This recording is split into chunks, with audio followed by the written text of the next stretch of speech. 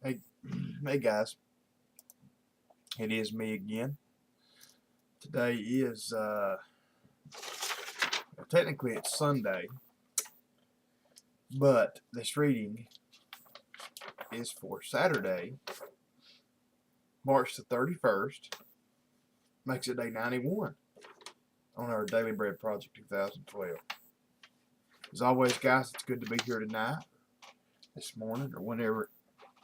I guess it's this morning for me, early in the morning. Don't know what it is for you when you see it. Uh, guys, I got to be rude and wipe my mouth. Uh, It is good to be here, guys. I'm gonna try to make this quick. As usual, I'm way behind on a Saturday night. It's a little past 2 in the morning. I should have done been in the bed. Which at least I've got everything done. I've got my sermon done. I've got everything done. I had to write my reference letter tonight. So, uh, excuse me, Gary Turbo Cobra. If you see this, I want to thank you again for sending me that sample letter. That was really worth a fortune to me. It really was. Didn't take me 5 minutes to write the letter as far as writing it out. It took me a while to get it typed. Uh, I'm not any good at typing. Mom is good at typing on a typewriter, but she's never used a computer. So I took my laptop in there to her and let her use.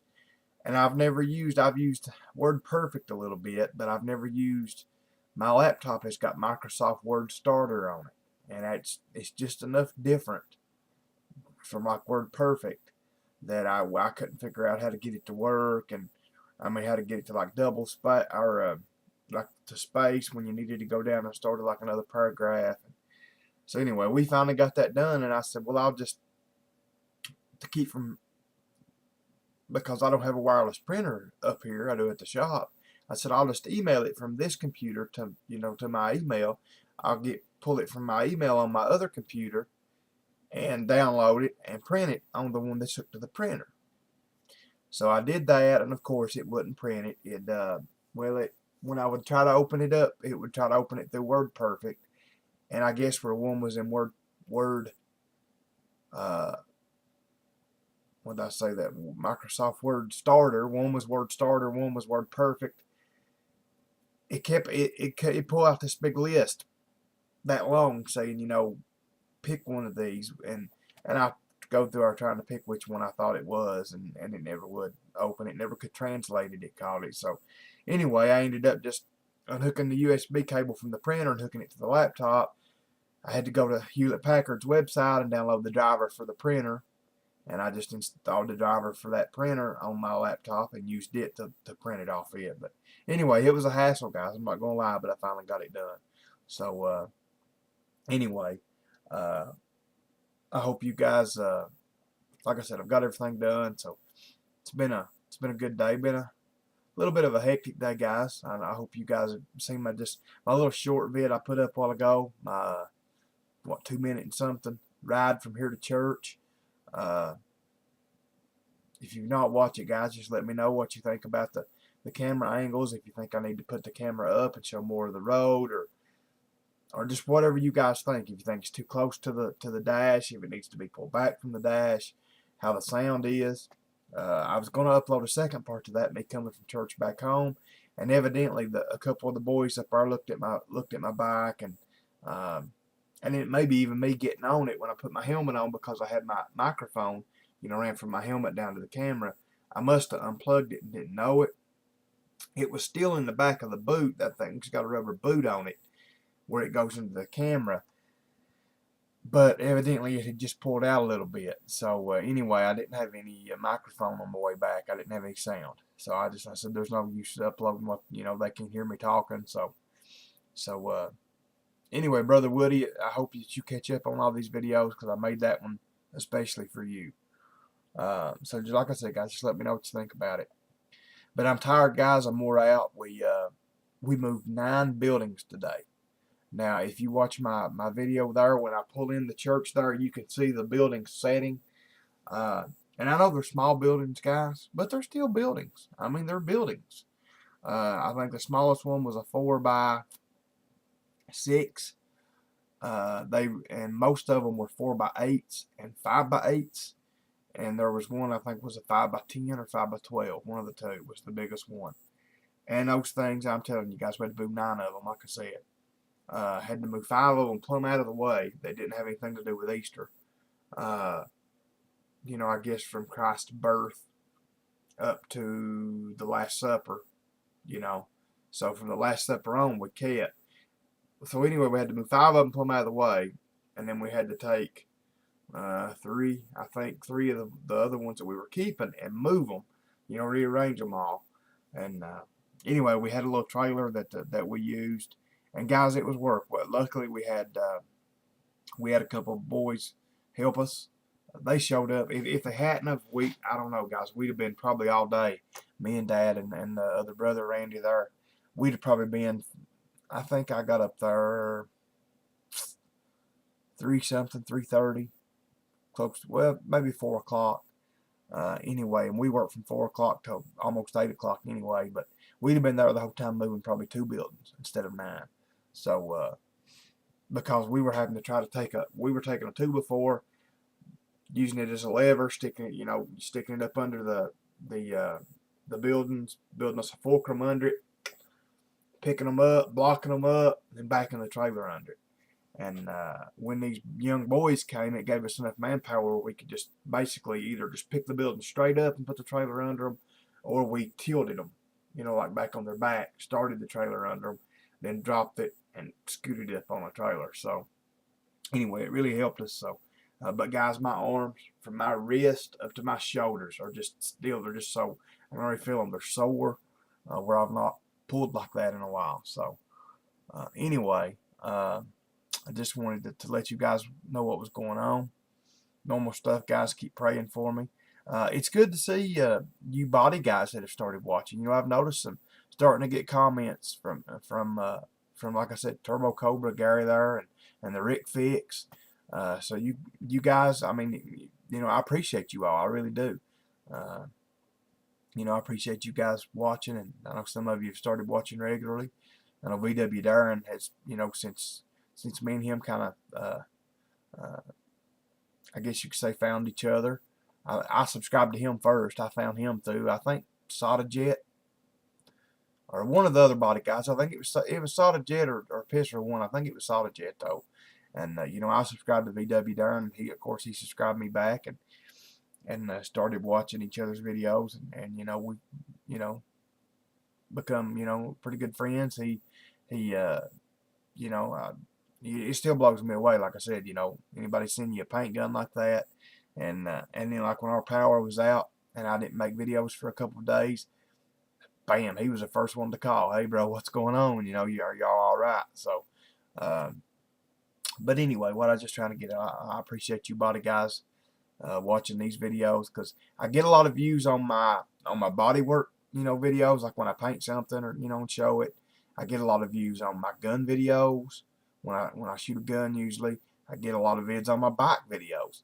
But normally these, you know, just scripture reading videos, my kind of daily vlog of just, you know, life and trying to live a Christian life, not so much, you know. So it's good to see you guys doing that.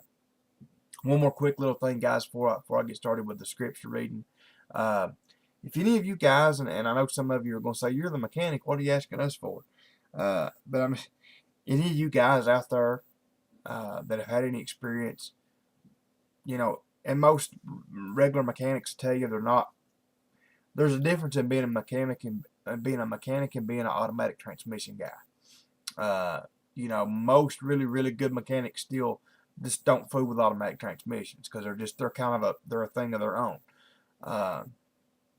And I know most of my viewers are probably not automatic. I probably don't have any that's automatic transmission men. But what I'm just asking, guys, if any of y'all have ever had any experience with this happening, maybe seen it.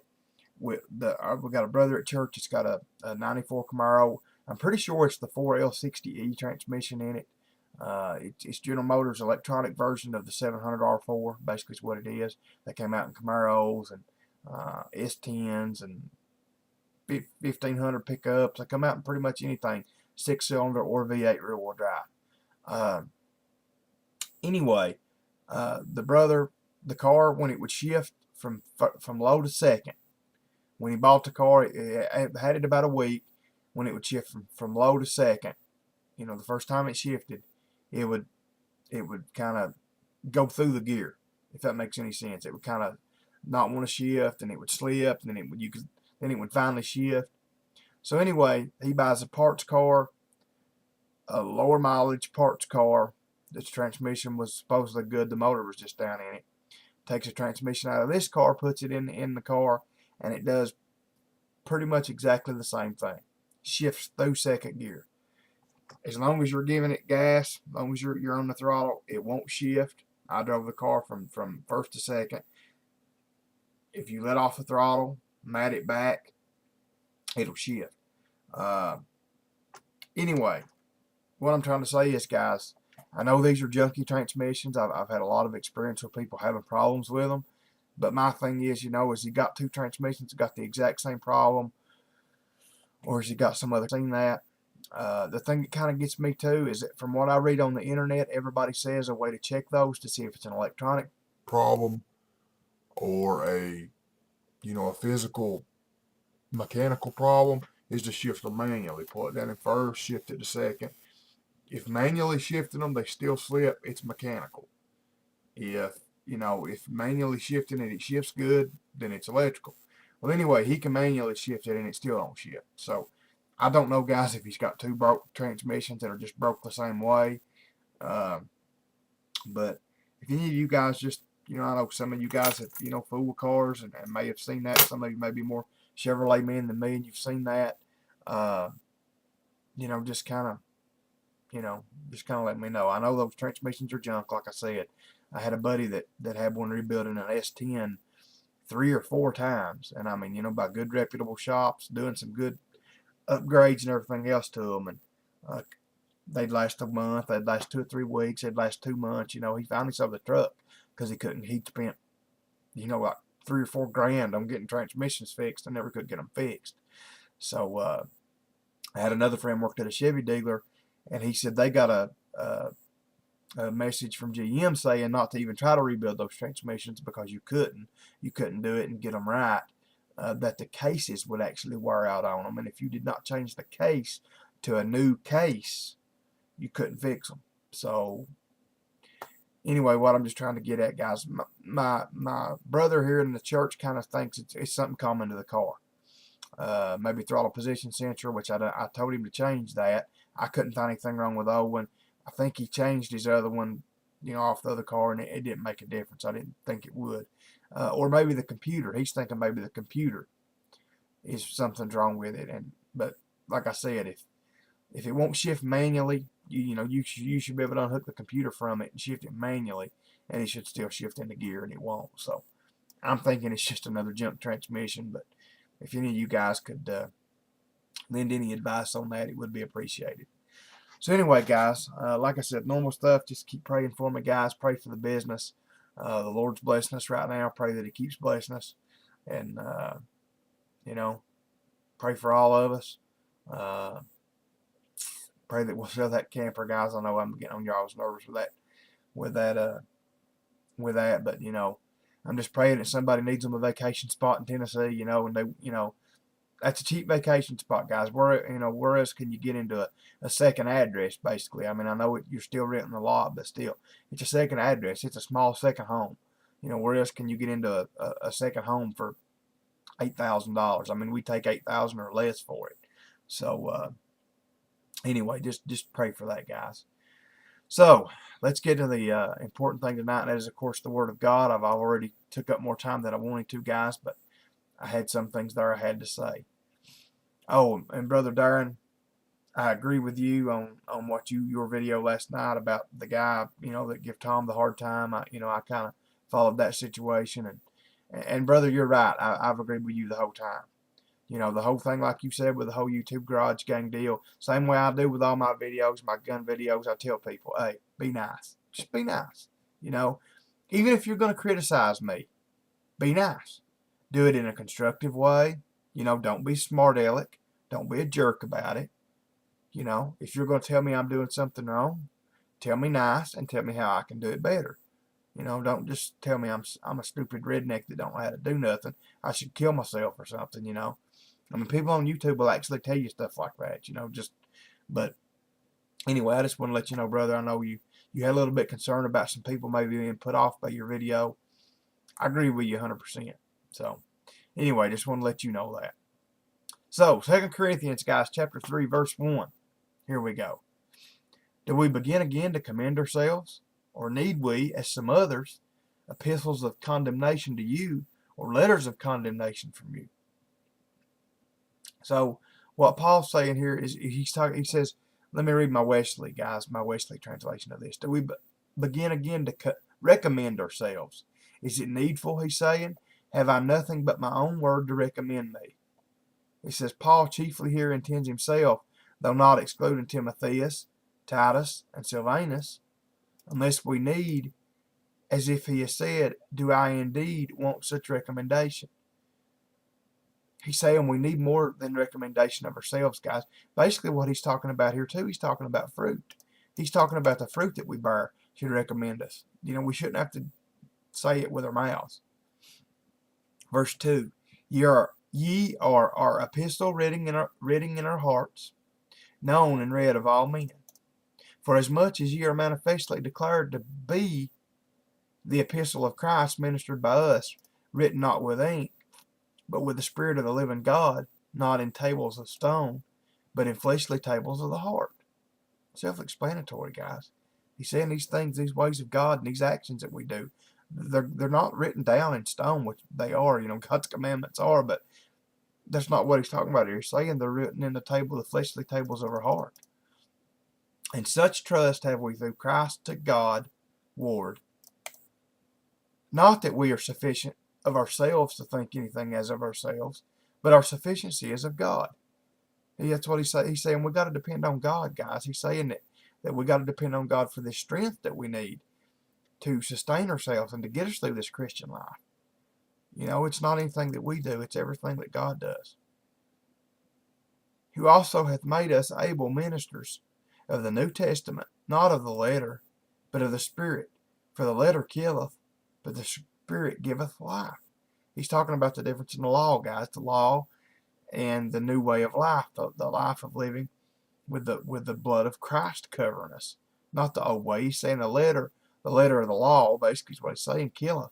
He's saying, but the Spirit, the being able to live through Jesus, being able to live like he wants us to live, living for him, that give us life, he says.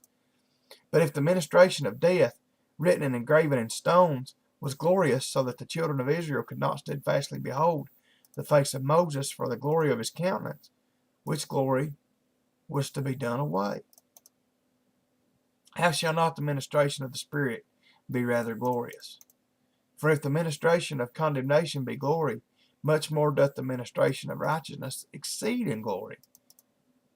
For even that which was made glorious had no glory in this respect, by reason of the glory that excelleth. Anyway, guys, there's where I'm going to end tonight. I think that's, like I said, Paul's writing can be a little bit wordy. Sometimes I think that Paul uses, well, like I said too, and you know, of course we know this is not the way Paul spoke, it's not the way Paul wrote, you know, this is translated into English, and it's Old English to beat it all.